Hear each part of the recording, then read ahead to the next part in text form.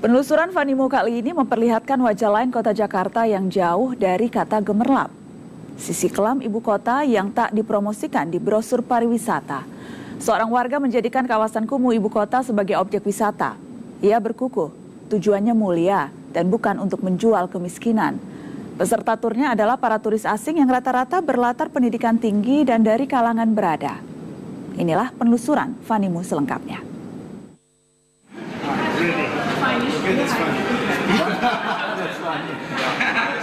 Siang itu, saya mengikuti rombongan turis asing yang akan berwisata keliling kota Jakarta.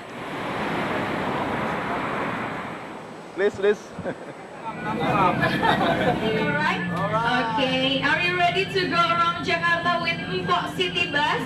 Ready. Okay. Perjalanan dengan bus tingkat wisata membelah jalanan ibu kota.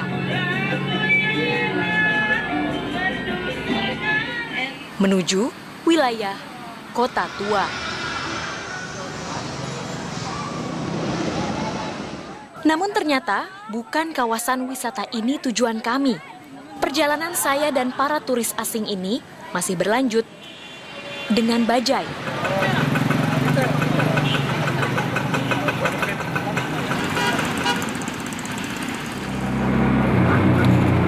Dan sepeda.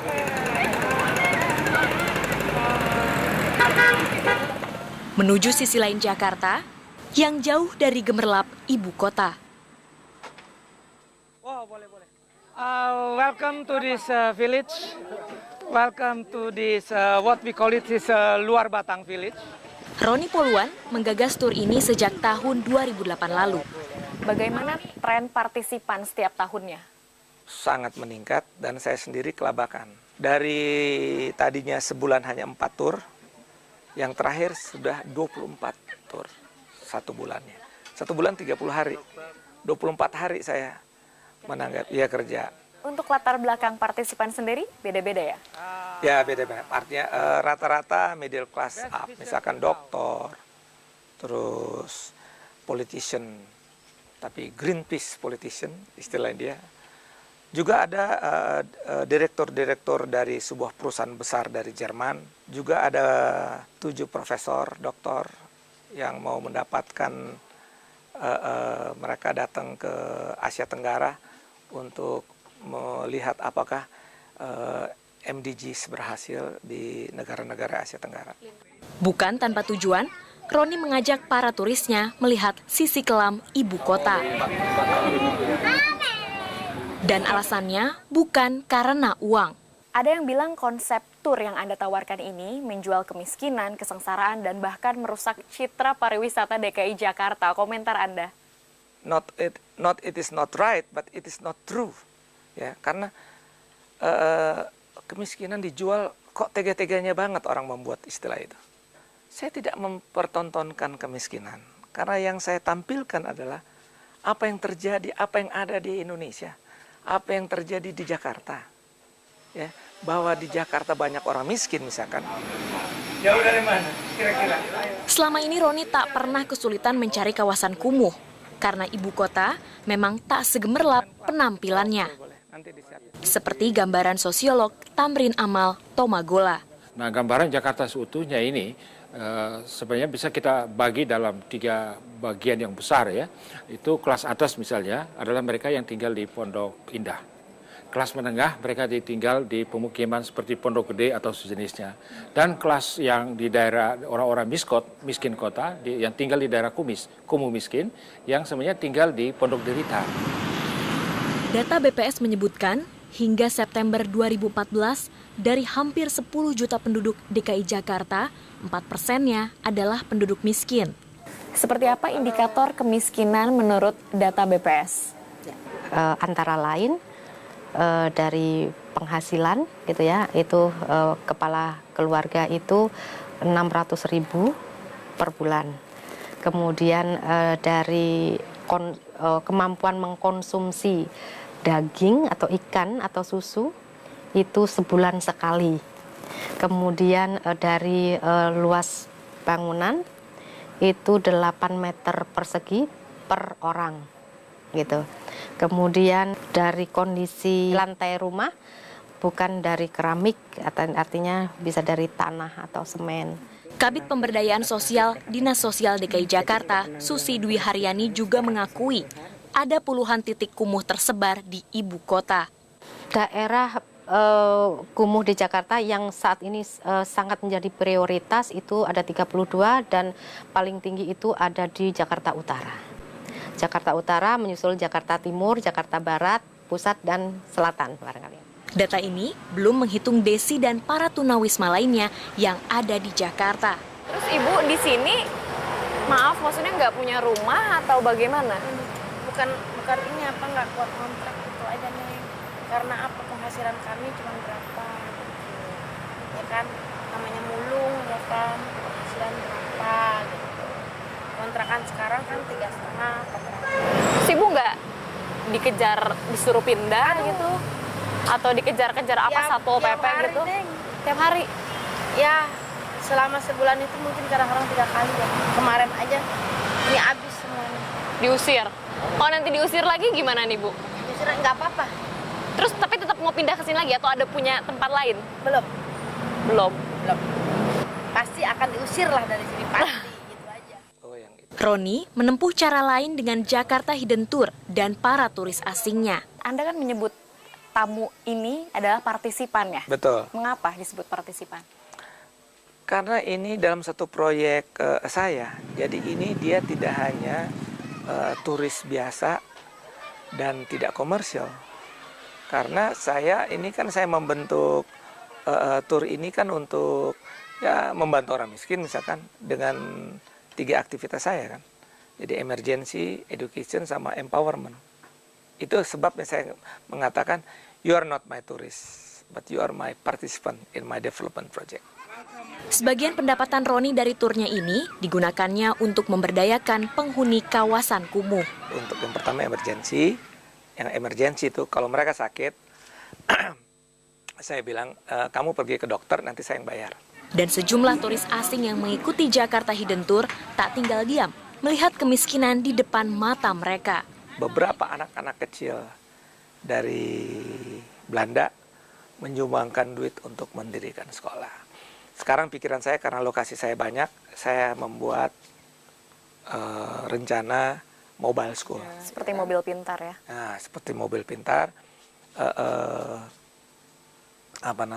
juga jadi satu paket lah, kesehatan, education dengan empowerment. Nah, jangan lupa loh, mereka rata-rata ternyata belakangan adalah middle class up.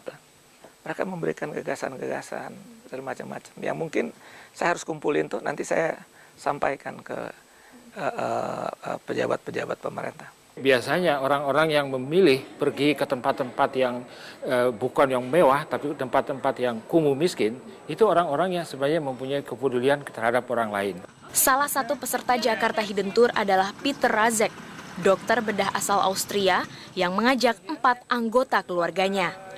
Di kampung luar Batang, Jakarta Utara, Peter melihat kondisi yang tak sepatutnya dibiarkan. So what should government do to help these poor people and this slum area? The most important thing is about to better the hygienic conditions. The smell is extreme, and I think infection rate must be also high. Many people will get ill of this garbage here. What is inside the river and all everywhere. Yang dikunjungi Peter dan para turis asingnya memang bukan kawasan wisata yang dipromosikan Pemprov DKI Jakarta. Tapi peserta tur seperti Peter merasa perlu melihat kondisi sesungguhnya dari kota tujuan wisata mereka. Tak sekedar hingar-bingar dan kemewahan. What do you think about this tour? It's an incredible tour. I had such same tour in the past, but this was much more impressive than this one in Bolivia. And the circumstances, the people are living here is so incredible because I think many tourists, they really do not know about the circumstances here. And maybe they see only the big shopping malls and the nice surroundings. But this is Jakarta as well, and I think it's good to see that, and to see how the people are living here, and maybe there's a way to help them as well. And I think there's a little bit of distribution from Rani to the people here, so that they can get better with this living here.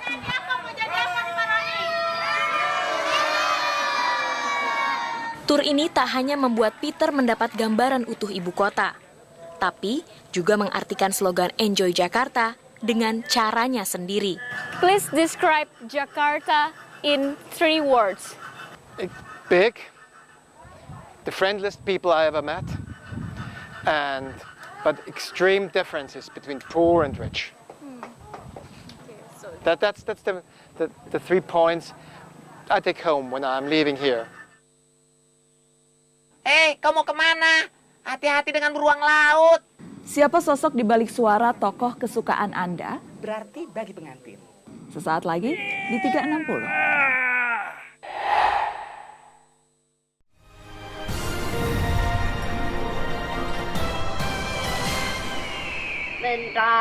Mentak takkan jani merupamu. Angin sini ambo jange tak aman kandang wae enak ngorok ora nyambut gawe mentak mung lakumu mekar gawe-gaweku. Tidak mau merepotkan orang lain. Itulah pedoman hidup dari Ponirah. Nenek berusia 87 tahun tersebut masih menjajakan lampu sentir yang dilakoni hampir dalam separuh hidupnya. Setiap hari mulai pukul 8 pagi dia sudah membuka lapaknya di bagian lorong Pasar Beringharjo, Yogyakarta. Meski penglihatannya terganggu, Ponirah hafal di luar kepala seluk-beluk pasar legendaris tersebut. Apa suwe banget ya cara dibangun pasare. Aku 30 tahun enten. Nek biyen jane rak mboten kok ngoten niku. Jane biyen jan blebur nika. Sek gawe nganti pun mboten nonton. Wonten napa jenengan ana wong 50 cacahe. Tunggale terus nggih mboten kepayon tau, pun kepayon 5 taun. Terus 10 taun mboten mesti wong dodok niku mboten mesti. Nggih cara 20, 10, 15 mboten mesti sak-sangsale. Perlu nggih 100 unjul, perlu nggih 50 kurang, 50 unjul ngoten. Mboten kepengin gonta-ganti. Mboten napa-napa pokoke kula mboten seneng gonta-ganti. Nek keseleren gak dodol. Perjalanan dari rumahnya di kawasan Kota Gede Yogyakarta menuju pasar yang berjarak kurang lebih 15 km terkadang menelan biaya melebihi pendapatannya. Namun, bagi ibu dari 1 anak ini, berjualan sentir lebih baik daripada meminta-minta. Nggih, ragat menyang muliye nggo jajan. Menyang muliye men punokah. Baline ngebis becak bali, menyange becak. Ana menyange nika selawe. Mangke baline 9.000 kali 4.000 bisa. Nggih bingar-bingar ki atine kadenge seneng. Nek semomah malah mboten sehat. Wis sehat-sehat awake kadenge sehat. Nggih mangke keseleren wonten aten ngomah ning turu-turu awake mboten sehat, rasine ra seneng, ora rantuk. Wis